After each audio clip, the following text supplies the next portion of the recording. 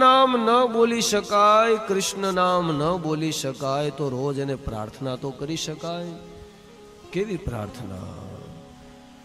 સમય મારો સાધજે વાલા, કરું હું તો કાલા વાલા.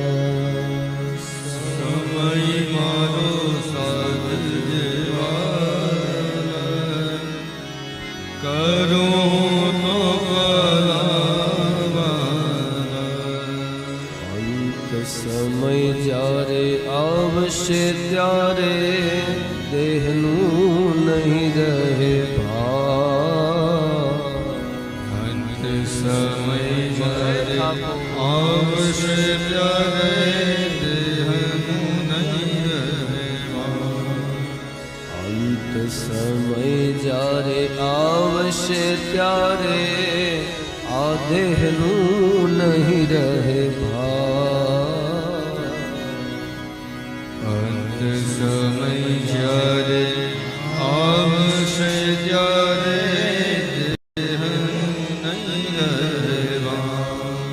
એ રે સમય મુખે તુલસી દેજે અને દેજે યમુનાના પાન. સમય મારો સાધજે વાલા, કરું તો કલવાલા. સમય મારો સાધજે વાલા, કરું હું તો કાલા વાલા.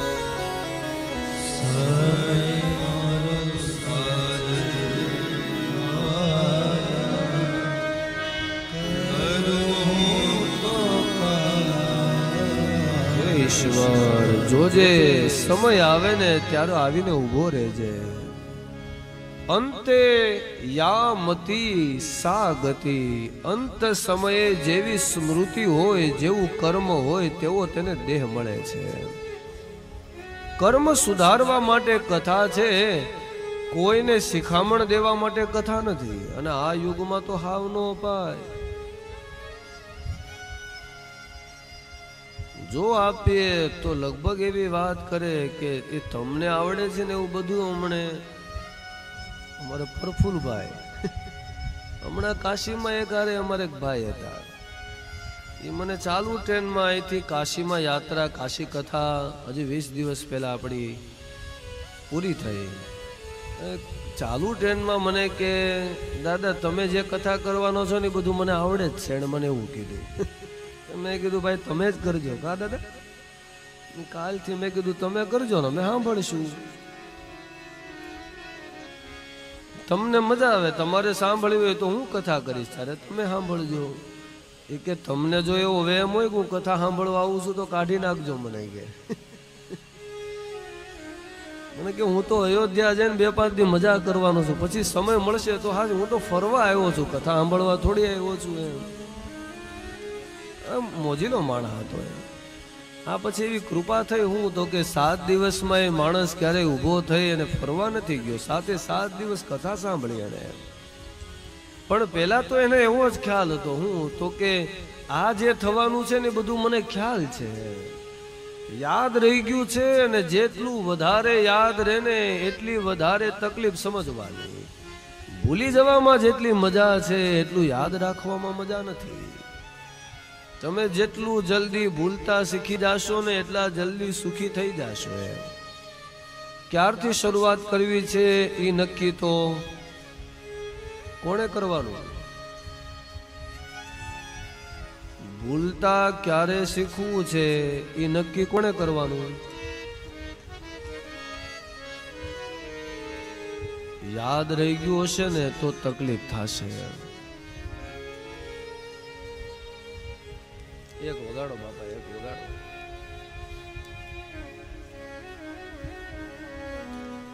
જાજુ યાદ રહી જાહે તો તકલીફ થશે.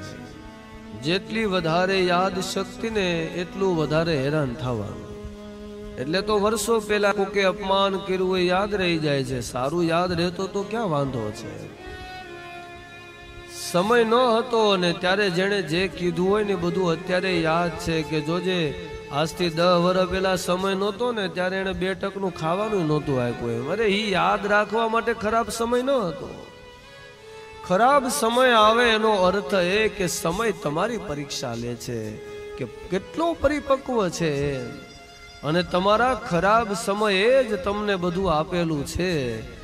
અને આપ્યા પછી એવું નક્કી નહીં કરવાનું કે હવે કોની આરે બદલો લેવો એમ, એટલા માટે નથી આપ્યું એ નહીં. આપ્યા પછી તો નબળું ભૂલી જવાનું અને સારું સારું યાદ રાખવાનું. જેણે 2 ટાઈમ ખાવા નહોતું દીધું એને જવા દો ને, જેણે કેટલા ટાઈમ ખાવા દીધું તું એને ખાલી યાદ રાખો.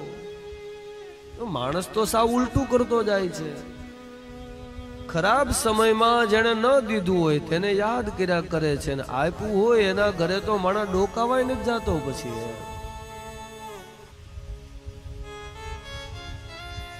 કરવાનું છે તે હિસાબ ભૂલાઈ જાય છે અને નથી કરવાનું તે યાદ રહી જાય. સમજો આ યાદ રહેલું માણસને શાંતિથી પલોઠી વાળીને બેહવા નથી દેતું. યાદ રહી ગયેલું છે એટલા માટે એ ભૂલી જાવ. વાત એક જ છે, જેટલું જલ્દી ભૂલાશે એટલી જલ્દી મસ્તી ચડી જાય. ભૂલતા શીખવા માટે થઈને આ કથા છે. કેમ શીખવાનું? હું તો કે ભૂલી જવાનું. તે યાદ તો આપણને કેટલું છે પણ કામનું કેટલું છે. આ જીવનમાં શું શું કર્યું તે બધું જ માણસને યાદ હશે. કેટલા ટાઈમ હું સુખી હતો, કેટલા ટાઈમ દુખી હતો. પણ જોજો તમે, દુઃખ માણસને જલ્દી ભૂલાય જાય અને સુખ ક્યારેય નહીં ભૂલાય. દુખી હોઈએ અને ત્યારે આપણી પરિસ્થિતિ કેવી હતી એ આપણને યાદ ન રહે. પછી તો આપણી પાસે ખૂબ સુખ આવી જાય એટલે તરત જ આપણે બીજાને દુખી કરવા લાગીએ. શું કામ? તો કે હવે આપણે સુખી છીએ ને એટલા માટે. એક સમય હતો, ટકનો રોટલો નહોતો મળતો અને આજે ઈશ્વરે કેટલું આપ્યું. તો લાઈને હું કોકના પેટમાં પધરાવું. હજી ઘણા એવા છે કે ટકનું ખાવા નથી મળતું એને. હું કેટલું યાદ રાખીને બેઠો છું અને એટલું યાદ રહી ગયું છે એટલા માટે હું સમયે કોઈના પેટમાં રોટલો નથી નાખી શકતો. સમય તો ચૂકાઈ જ જાય છે. એક સમય હતો મારી પાસે રહેવાની વ્યવસ્થા નહોતી. હવે જો ને કેટલા સારા સારા ઘર આપ્યા છે. તો લાવને કોઈને એવું કરી દઉં હું તો કે નાની એવી છત મળી જાય એવી વ્યવસ્થામાં 1 રૂપિયો તો 1 રૂપિયો મારું પધરાવું તો મારો બુરો સમય હું હતો એનો અહેસાસ તો મને રહ્યા કરે. પણ માણસને આ ભૂલાઈ જાય છે પણ સુખ ભૂલાતું નથી. તમે જોજો, સુખ હોય ને પછી દુઃખ આવે માણસને વર્ષો સુધી યાદ રહે ને ઘરે જાય તો એ જ વાત કરશે કે દાદા આ તો હવે ભાડાના મકાનમાં વહી આવ્યા. આજથી 10 વર્ષ પહેલા તમે મળ્યા હોત તો તમને ખબર પડત એમ. હું તો કેવડો મોટો બંગલો હતો એમ, બહુ સુખી હતા. ઈ નહીં ભૂલાય એને, નકર તો ઈ ભૂલી જવાનું છે. હું તો કે સુખ હતું એ યાદ આ રાખવાનું. શું? તો કે દુઃખ હતું તે. દુઃખ દુઃખનો સમય જેને જેને સતત યાદ હશે તે ક્યારેય કોઈને દુઃખી નહીં કરે. જોજો, એને પોતાને ખબર છે કે દુઃખ શું કહેવાય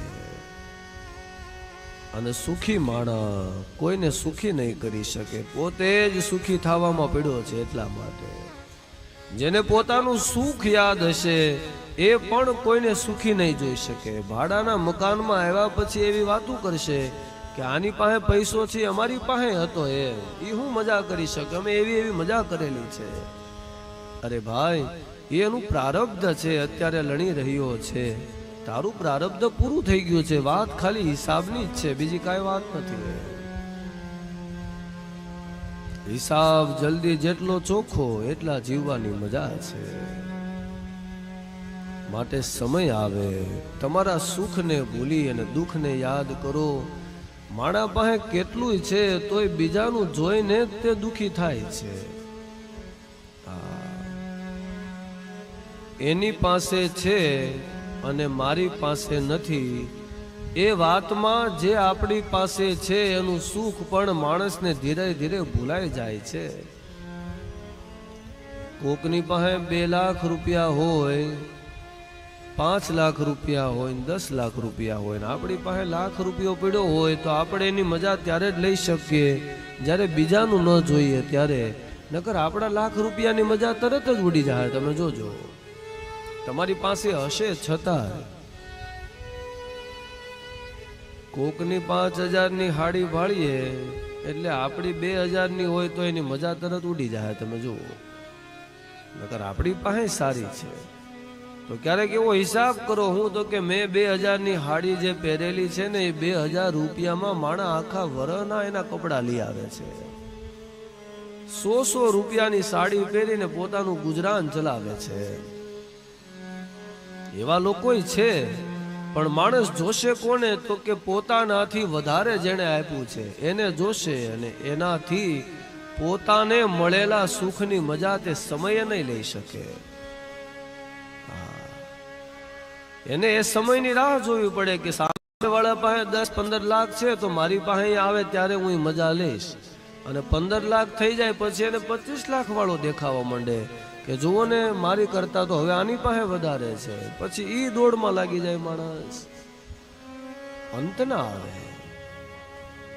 સમયે સાવધાન બનવું. ભાગવતકારો કોઈ પણ વાત કહીને તમને સમયે સાવધાન કરે છે. એમાં સૌથી પહેલા ભાગવતકારો એવું કહે છે, વ્યાસની રચના એટલા માટે છે કે માણસ સર્વ મિથ્યા વસ્તુને ભૂલી અને સત્યની ઉપાસનામાં લાગી જાય. માટે વ્યાસે 18,000 શ્લોકનો વિસ્તાર કરી અને આ ગ્રંથનું નિર્માણ કરેલું છે.